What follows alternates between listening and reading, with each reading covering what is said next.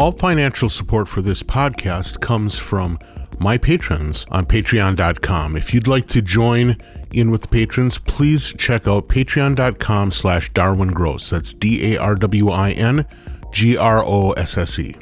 Now enjoy the podcast.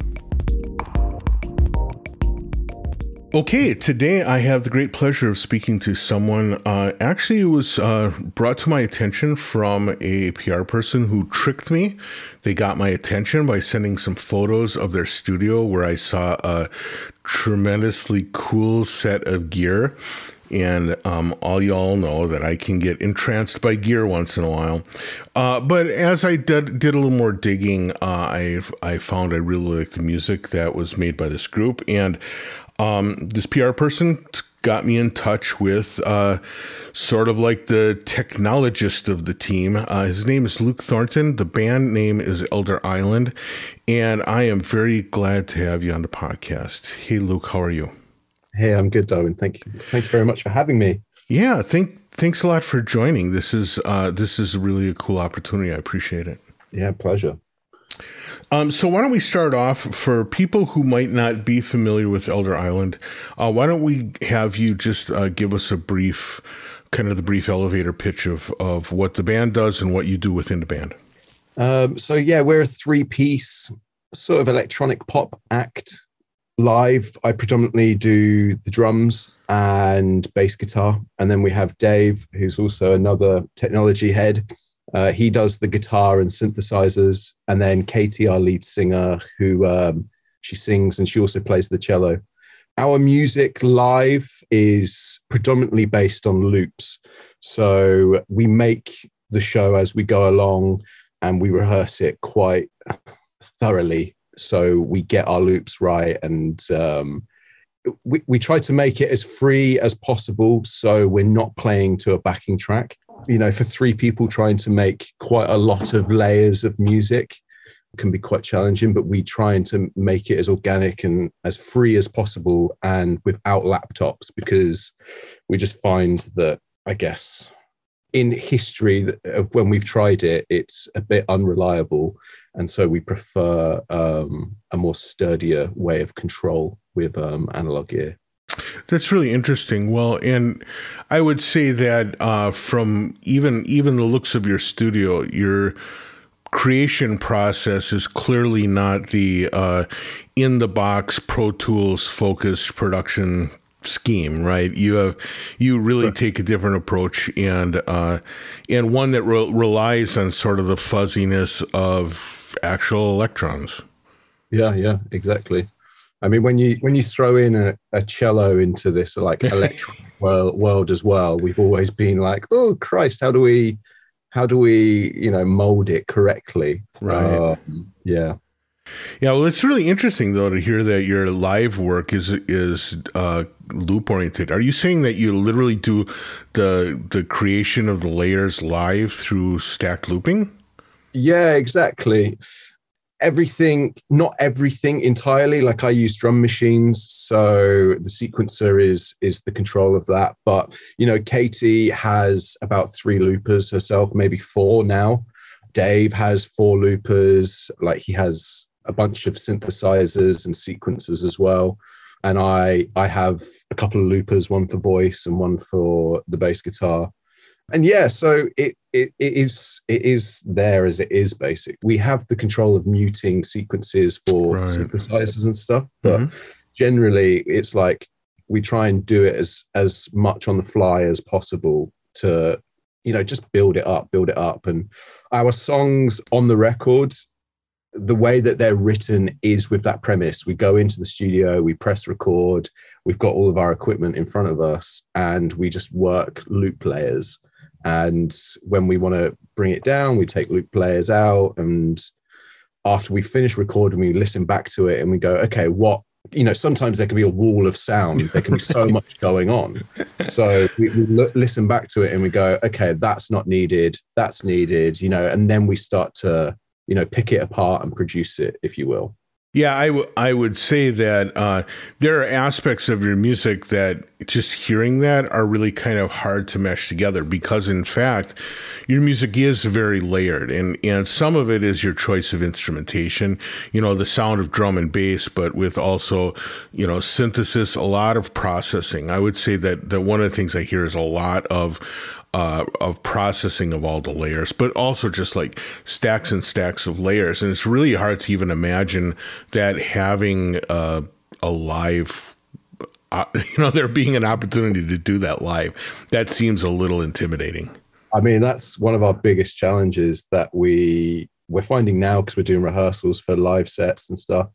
And it is, it always comes back to that. Like sometimes we've used like 7 synthesizers doing the same pattern on a track. And so when we come to play it live, we're like, well, we can't take a Moog Voyager and a Moog Minotaur and a Prophet and a da-da-da and da-da-da. We've got to figure out how we can create that thickness with little. Right. And sometimes that's kind of trust and reliability on the venue and the sound system itself, and being like, right, let's do our stripped back versions in quotations and just see how much we can beef it up with the layers that we can create. I'll admit that one of the things that I did as part of figuring out even how to describe the band was I did the thing that I should probably never do, which is looked up your Wikipedia page where it says you started off as like an experimental folk thing, which there's a mismatch between what I hear today and that kind of phrase. What was the genesis of the band? Well, the genesis, so Dave and I have known each other since we were really, really small, like 3-4 years old. And around 16, we got into playing music. And that was more like rock and indie sort of music. It was very guitar-based drums. But one thing at that age, I got quite obsessed with just the act of looping, not knowing what MIDI is, not knowing what synthesizers really are, just thought they were keyboards. But got really into loopers. And then me and Dave went down this rabbit hole of, what if you got like a delay pedal and a reverb and phasers and, blah, blah, blah. Fast forward 4 years, we go to university and we meet Katie. And Katie was very shy in the sense of like, she would never sing in front of anyone. She would just be in her bedroom, like singing, and we would overhear and be like, oh my God, what's that? And then, as well, she'd be playing the cello and be like, oh my God, there's a cello.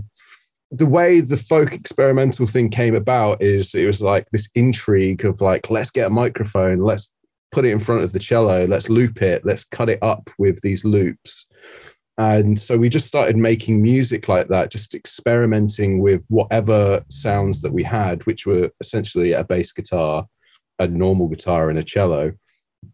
And instead of making folk music, we would just kind of mess with it and kind of destroy it a bit. That was the basic introduction of us as 3 people playing music together. And at that time, we were, we're just broke 19-year-olds. We didn't have any money to string together because we're students. So we never even thought about buying a synthesizer and learning keyboards or learning a drum machine or a sampler. And it was only years later where we were going out to more clubs in the city, and we were heavily into DJing, and just that sort of electronic music production. We always really thrived off it and enjoyed it, but never really understood how it was made. Ableton was getting more popular. I think it was around Ableton 7 sort of time, and we were like, oh, okay, that you can just draw in your drum pattern. And we're learning more and more that, there are these tools and these things that you can do that will progress something else. And we can just put down the guitar and play a different instrument. And it was the first time that we actually thought, let's not focus on the guitar and the bass anymore. Let's like focus in on tinkering with these mad sounds that you can create that just seem so foreign to us. I think that was the appeal as well. You know, it's foreign. Yeah, it is. It seemed right. The idea that seems so alien, but you still get a chance to play with it, right?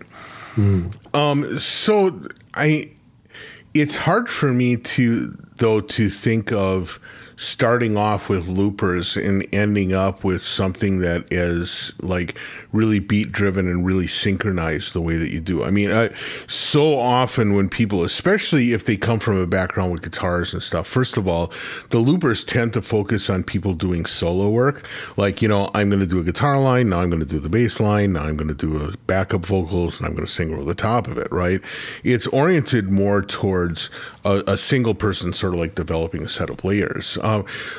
How is it that you, like, relatively early on got this idea of like having collaboration with looping? Because that's sort of like the antithesis of how most people use loopers.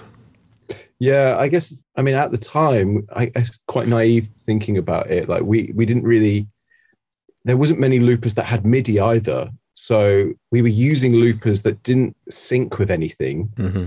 And it was only after we were getting fed up that we couldn't just leave the loop to let it play that we were like, we need to find something that we can just sync and just like, it will just be in time. You know, at the time we would be playing with a drummer, or I'd have a drum kit and somebody else would be looping, and I'd try and play the drums. And it'd be like, oh, it's going all out of time. And I guess that's where the introduction of, we'd always talked about like MPCs. That's the introduction of when we started going fully electronic, is that I bought an MPC 1000 and then Dave bought a Korg MS 2000 synthesizer and a pianette and a looper that could be synced. Sure. So from there, it was like, right, now we can do the keys side of things and loop it with drums, but we also don't have to just have a simple drum beat. We can sample stuff, or we can layer stuff. Yeah, we can layer stuff. We can mix and match how we do it. That's really interesting that the MPC was kind of like your entree into sequencing. Again, something that is really popular, but often drives people towards more, you know, an awful lot of the MPC styling tends to be more, you know, hip hop based rather than house based. Although it was really popular in house world, especially at that time frame of the MPC 1000. You saw a lot of house producers using that as well. Yeah, for sure. I mean, totally underappreciated it at the time. Knew it could do so much, but at the time it was like, this is just too baffling. I don't know what MIDI sequencing is here. I'm just going to use it to put in the sounds and loop it. And it was only like years later where you buy more gear and you're like, oh, I could actually plug this to that. Yeah, I could plug a synthesizer into it, and then I've got a MIDI loop, and you know, it goes deeper and deeper, like so much gear. Sure. Did you ever pursue any kind of like educational path to try and figure some of this stuff out, or was it all made up on the cuff? We kind of fell into being musicians, you know, like my university degree was in documentary photography. Dave's was in graphic design. Katie's was in fine art. So we were just art students, just doing this in our spare time. And it was only until like 2013, 14, well, we bought the MPC in 2012, 13, and the synths and stuff. And it was only around then when somebody heard some of our tracks, they were like, oh, I'll put that out on a record. And we were like, yeah, okay, cool. Do a 50-50 deal for a year. You know, it's no skin off our back. Like, let's just do it. And then it just exploded. It, like, we had, you know, like 500,000 plays of these songs in like a month, and we were just like, oh wow, people are really enjoying it, and it got played on the radio, and yeah, we were like, okay, let's figure out how to play this live now. Then I guess it's like, and we were still using a bit of drums and cymbals, and you know, me and Dave would swap between guitars and bass and stuff, but yeah, we just kind of fell into it, and by falling into it, we just got more and more obsessed, I guess, with making it sound better. Like, why is it doing, why is it phasing? What is phase? And it is just a case of our own. We're all very DIY. And so just reading about it and getting absorbed into it is what we do when we're gripped on something, really. Well, that's really great, though, because what that also means is you're not relying on somebody's like spec sheet or something to determine whether it's going to work for you or not. You're like plugging it into a mixer and finding out if it sounds right for the way that you do music. I mean, that makes a lot of sense. But also, it probably leads you to some pretty bizarre revelations. I mean, are there things that surprise you because they inexplicably became part of your sound? Yeah, there's many things, really. It's so funny because you start off with, like, I see photographs now and I've literally just got an MPC and a looper and a mixer with all my channels running into the mixer and then out. Yeah. And that's how I used to run everything. And I look at it now and I'm just like, how? I get it, because I listened to those early tracks and it's like there wasn't much going on. There's a lot of space compared to like our newest album, where it's like there's a lot of layers. There's a lot more layers because we've learned how to balance the layers, for one, but also we've learned how to harmonize certain things. We've learned that stupid things like, a bass channel frequency should be going through similar bass channel frequencies as opposed to something that's hi-hats. Do you know what I mean? Right. We were just so naive and just learning what to do. Dave is also he's gone a lot more in depth with it as well. Like, he's the solder man, he's making his own boards. He's designing his own rig and how to wire it. He's kind of the guru of the group. So when we're a bit lost, we just go, Dave, I take a while, because I know Dave will give me an answer and then he will carry on with the possibilities of what you can go with. And it's like, no, I don't need that answer. I needed the original question. So it's like, I'll hold off for as long as possible until I'm like, Dave, it's been 2 weeks. It's doing my head in. I can't figure it out. Do you know how to do it? And he'll be able to figure it out in a few days or a day. But in a way, that kind of aligns with your role in the group, which was kind of you really are involved in the production end of it, right?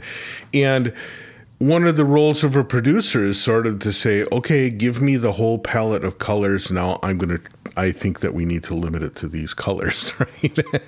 Which it sounds like from a collaboration standpoint, you found a really comfortable way of working with each other, working with the technologies that you interact with, but also working just musically with this stuff as well.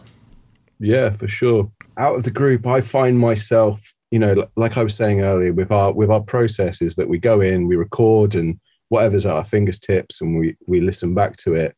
I find myself, when we come to producing it, we re-record it, but I find myself always loving that first recording, because there's a lot of freedom within something that makes it organic. And when you are always putting it to a grid and producing it and making sure that it's super tight, which you need to do with electronic music in a sense, like house music especially is always very quantized. Right. And we're always kind of fighting that edge of like, we need it to still have that freedom, that organicness that was created in the first place. And the only way you can recreate that is by having it be as free as it was originally. Right. Sure. So I always find, we always like tinker with it and keep going. And I always find myself going, no, let's just go back to the original, or just stop rather than keep on going. It's like, why are we going on for another like week doing this when it sounds good already. Well, but again, that is sort of like one of the most difficult parts of production, is knowing when to say when. I mean, when you hear about horror stories in production, it's always like, well, I ended up with 120 tracks of guitar, or, and how do I even cope with that, right? It's sort of like now the ability to be obsessive compulsive is one of the horror stories of doing production. Yeah, we're quite good as a three because we've known each other for so long. Our friendship is always first over the band, and so when we're in the studio, we can say anything freely because it's a safe space. Yeah. It doesn't mean that you appreciate what they've said. You know what I mean? Like, there's been points where you've been really knocked off by the opinion that's been thrown at you, but it's like, no, that it's fine. Like that's cool. We can work on a compromise, or we can work on the harmony to make sure at the end of the day that the product or the final result is what we're all happy with.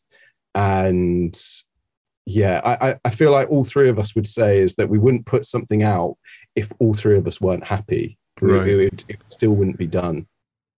Now, unlike a lot of the artists that I speak with, your music is very much focused on vocals as a way of portraying meaning, right? Which means that it's, on one hand, it's maybe a little less abstract than instrumental music, but on the other hand, it means that from a development standpoint, there's a lot of things that require attention. And I guess this is where I imagine, I listen to your music and I imagine the creation of the music, and especially hearing about the process that you use to bring it together.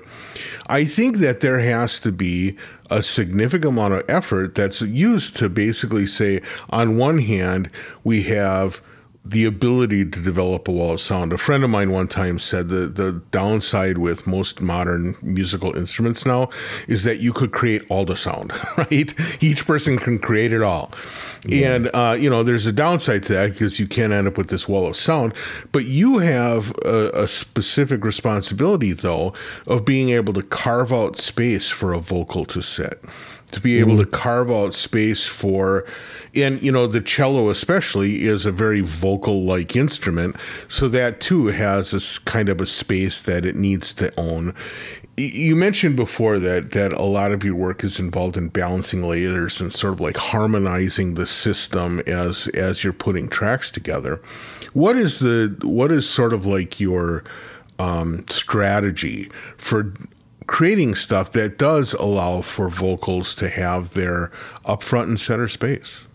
Katie does a very good job of writing this unique melody anyway. She's got a very good talent of, when we do it in the studio, quite often it won't be like just saying words and just figuring it out.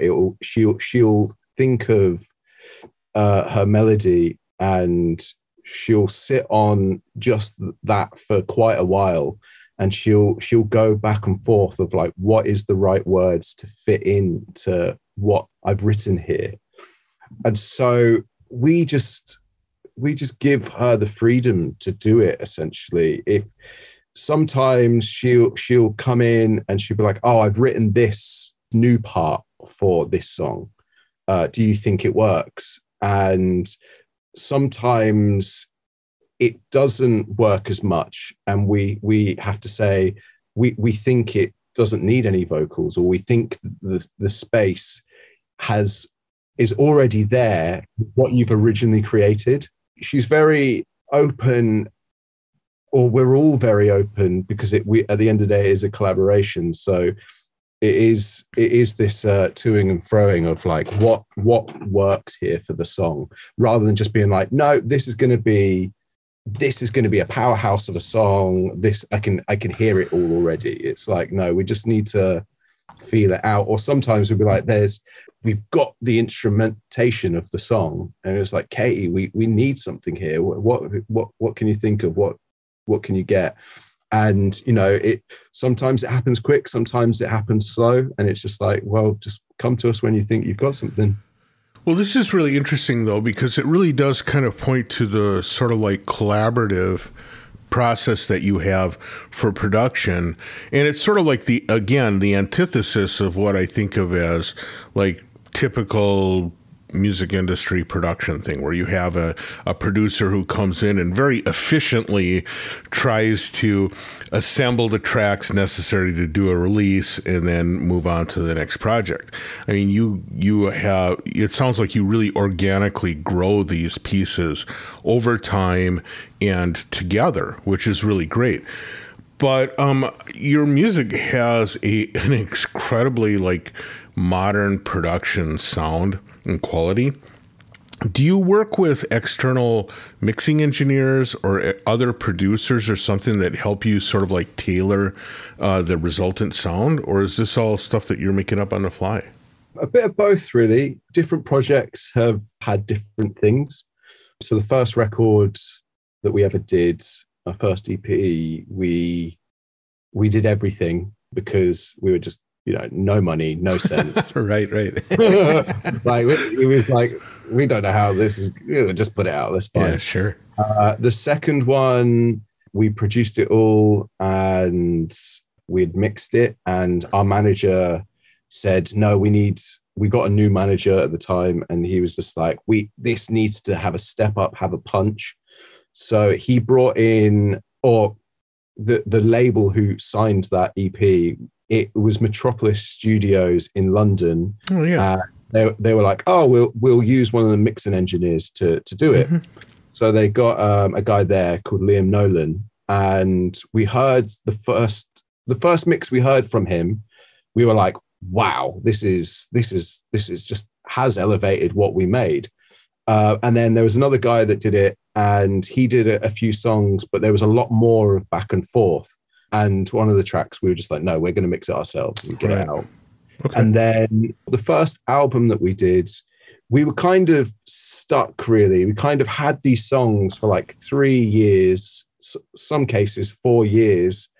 Is this the Omnitone album? Yeah, the Omnitone collection. Yeah. So we had a whole bunch of songs, and some were pretty much done, but a lot of them were just like, we need to finish this, otherwise we're never going to get an album out. And so we went to a guy that we had met in the past who runs a studio in Bristol called Ali Chant. And that was really great because it was the first time that we had worked with an external producer in the room, someone that was actually a professional with like dream equipment, recording studio equipment that we couldn't or can't afford still. And that was really, really, we learned a lot in the space of like 6 weeks, because the stuff where there's 3 of us going back and forth, not signing something off, when you've got somebody else that you're paying to be like, time is money. He's like, "Well, let's sign this off." It's like, "Okay, great. Yeah, that sounds good. That sounds good. That doesn't. Let's change that." Da, da, da, da.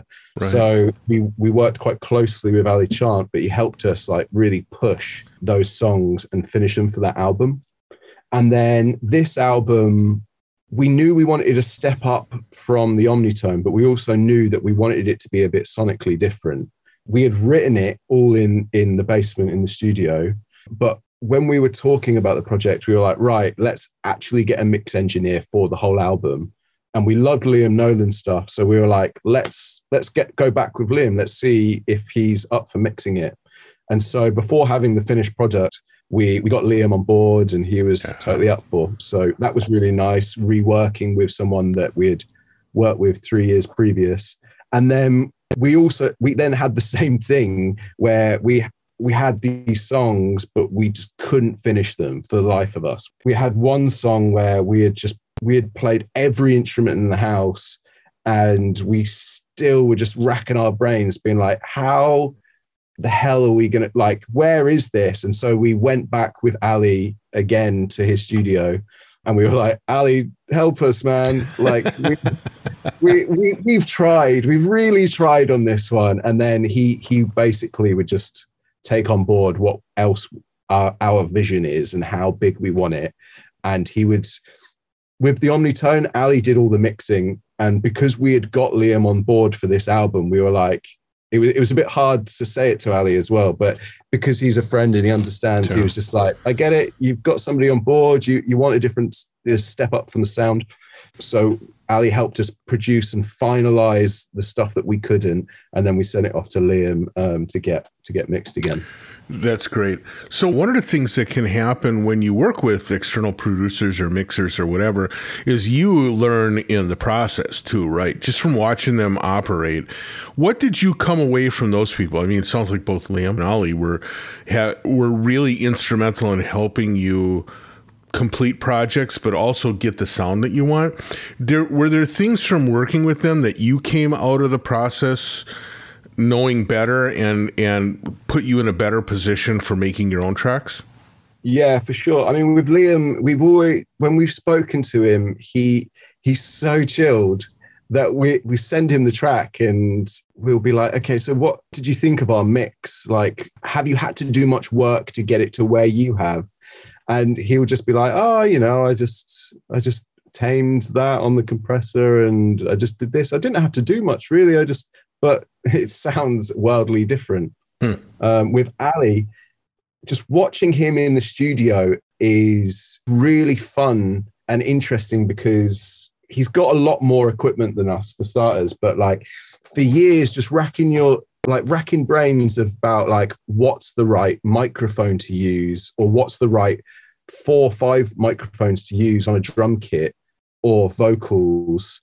Like what preamps is he putting it through, and then what compression is he doing it, like what sort of gear and why is he using it, and like watching somebody do that just seems so very fluid, going over to a Neve 1073 and just be like ching ching ching dun, dun, dun, dun, dun.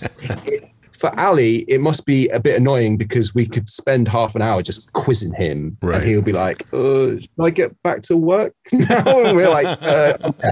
Yeah, let's carry on with the track.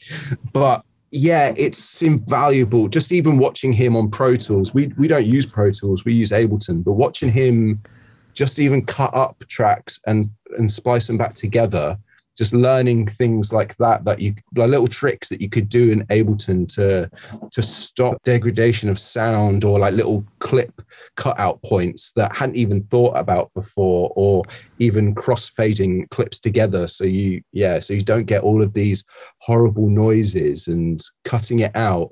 Yeah, a lot of utility-based things really, which is important in recording. Yeah, that makes a lot of sense, and I can imagine that when you hear things like lock in, it's really important for you to say, okay, that was a 1073, and to mark that down. Now, again, I was kind of like sucked into having this interview because of the pictures of the studio.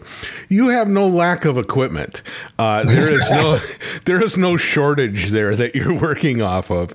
And I mean, I saw everything from like the old Boss half racks to a real centerpiece, which is the Moog Voyager. It seems like that has a real prime position. But also, you work at a kind of a large format console. It's clear that, going all the way back to your MPC days, having a mixer as part of your development process is really a key part of how you do your work, right? Oh, for sure, yeah. Like, even like you're saying about Ali and learning, like he uses a Trident. I can't remember what it is, but it's a very big console. And just how he was routing it, we were using an Allen and Heath ZR16, I think they're called. Right. We were using that for years, and that's fine because it's a nice sort of beginner's home studio desk. You've got 6 channels and it goes straight to your computer. But the biggest thing that we found that happened is that you get digital noise, or you get clips, or you get pops that shouldn't be there because I guess of the FireWire conversion over to the computer. And we just basically realized that we need more channels. You can never have too many channels. Right. And just the routing of it, we've got like a different Allen Heath desk now, but the way that we route it is, like 32 channels coming out of the computer, but 32 channels that are, I guess, our tape, but it's our straight in that we can, our monitors channels. But, just having the effects on the auxes that you're able to control and having them rooted all around the studio. Like when we did the album, we did an overhaul, like a big overhaul of buying new equipment, because we had learned quite a bit from Ali of like, right, we need better preamps for Katie's vocals. We need better preamps for the drums. We need better preamp for the Rhodes. I got into modular at the same time. So it's like, right, how can we route inserts so Katie can be singing and then I can take her feed and mess with it on the modular. So she's singing away and not knowing that I'm looping her and manipulating her voice.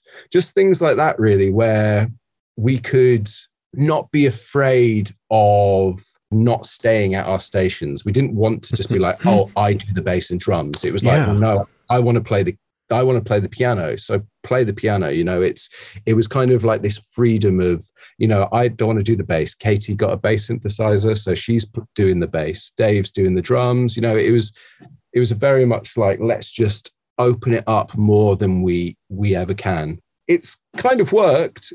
It would be good to do more. It's always the problem, isn't it? You want to do more. You want to add more. And it's only when you get to listen to it, it's like, right, take it away. Now, of all that equipment, especially the effects, this is the place where I saw the greatest variety was in the effects. You guys have a lot of like guitar pedals kind of laying in every corner. Yeah. You've got a lot of kind of rack stuff. You've got delays. You've got all kinds of stuff.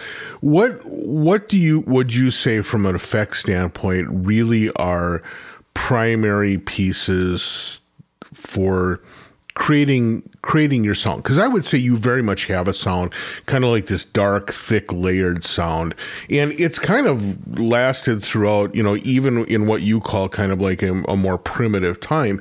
It's always had that kind of voicing, right? Mm-hmm. What is it that to you really represents the tools that make that sound? Yeah, that's interesting. It's an interesting thing to pick up on, actually, which makes total sense, really. When we first started, I remember me and Dave just being obsessed with plate reverbs. Like the first EP is just a plate reverb all of the time. Like it sounds so moody because it's just like, all right, how do we make that sound like bigger and crazier? It's just like put it through a bigger plate, or just put it through 8 plates, you know? So we really loved plates back then. Over time, working with Ali as well, we've got to fall in love quite heavily with spring reverbs. They're just so percussive and beautiful, especially on drums, and like little, you know, short sort of sounds having that trail of little boing to it. Springs. Yeah, it's really nice. And I don't know, there's something very like dub and reggae about it. It's like, we always fantasized. Of recent, I've become more and more obsessed with delays of different varieties. Like Strymon are doing, or have been doing, some incredible effects for years now, and we've been pretty hooked on them for about 4 or 5 years. A phaser on a guitar, Dave's always obsessed with that. We got quite obsessed again, I guess, with what's it modeled on? The harmonizer for Katie's vocals, the Eventide harmonizer. I can't remember the numbers now, but it's like the famous one that David Bowie and Tony Visconti used to like fuck with the fabric of time, they say. But we got a couple of H9s, so we were messing around with that, and Sound Toys plugins, because it creates an amazing width. Especially with Katie's vocals. Live, she messes around quite a lot with her vocal effects, creates a deeper octave as her backing. Interesting. Which sounds oddly quite like me. So when I'm singing, there's kind of 2 of me and then 1 of her when we play live. That's wild. That's amazing. Yeah. So, just like I said, I've got into Eurorack the past year, and the way that I got into Eurorack compared to Dave went in the normal way of going, right, let's I'm a synthesist, right? Yeah. Right. And the way, when I was starting to do my own research on it, and built up my modular rack on Modular Grid, Dave was just like, "You've got no synths here. These are all effects." And I was like, "Yeah, I just want an effects rack." Nice. And Dave was just like, "But what's the point?" And I was just like, "You'll see, man." And you get a clouds, and a clouds it's more than like a reverb. It's mind bending, like what it can do. The same with like the Make Noise Mimeophone. Like that thing is, I want that as a desktop effects unit, because it just does some mad looping stuff. I mean, the beauty of it is that you can modulate the hell out of it with CV. Yeah. But I mean, I've just been blown away with just how much opportunity there is, really. And now I've started to get into the synthesis side of it, but it's just too easy to add a delay and double what source you're putting into it. Yeah, so true, so true. Well, look, unfortunately, our time is up. But before we bug out, for people who want to learn more about your work, about the group's work, what's the best way for them to do more than just listen? How can they find out more about the process you go through and the work you put into this? I guess our website is always a really good place. I mean, we're independent artists, so our website, elderisland.com, has our shop where you can buy the record. We've also made a couple of videos explaining how we've written the most recent album, Swimming Static, and that's on the website as well. It's on YouTube, but I mean, the website's a good hub for everything, that all of the social media, but also YouTube, and where you can get tickets for the shows and merch and stuff. So yeah, elderisland.com, I reckon. All right, fantastic. Well, I want to thank you so much for taking the time to have this chat. It was really great talking to you. Thank you, Darian. My pleasure. Thank you so much for having me on. So many thanks to Luke for the great catch up, learning a lot more about how Elder Island does their work, and just an interesting insight into also seeing how somebody kind of worked their way into learning how to use this stuff. Is really great. I love their music. If you get a chance, listen to it on either pick up one of their albums or check it out on the streaming services. Elder Island, beautiful stuff. I want to thank all of y'all for listening, continuing to listen, and following up with comments and ideas. I've been getting a lot of great ideas. I also really appreciate all the people that signed up on the YouTube channel this last couple of weeks. Keep on helping out there. Every little bit helps. That 5-star reviews on the Apple podcast app, whatever you can do that kind of moves things up to the top. It helps other people discover the podcast. And I really want people to hear this if they're interested. So if you can help out, I appreciate it. Thank you so much for listening, and we will catch you next time around. Bye.